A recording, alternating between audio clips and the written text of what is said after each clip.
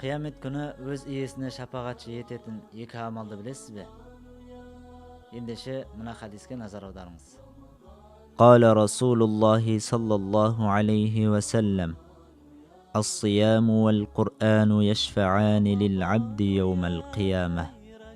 يقول الصيام: أي ربي منعته الطعام والشهوات بالنهار فشفعني فيه. ويقول القرآن: منعته النوم بالليل فشفعني فيه. فيشفعان. رواه أحمد. İmam Ahmed'den жеткен хадисте Алла елшісі саллаллаху алейхи вассалам былай деген: қиямет күні ораза мен Құран пендеге шапағат етеді.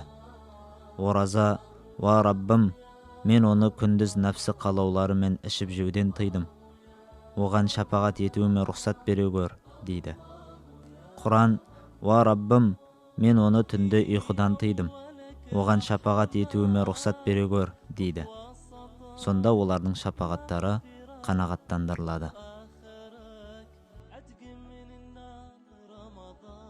Алла тағала баршаларымыздың ұстап жатқан оразаларымызда, оқып жатқан тарауих намаздарымызда, жасап жатқан игі амалдарымызды қабыл етсін. Және Рамазан айындағы оқып жатқан құрандарымыз бен ұстап жатқан оразаларымыз қиямет күні біздерге шапағат етуін Алла тағала нәсіп етсін. Рамазан мүбәрәк болсын.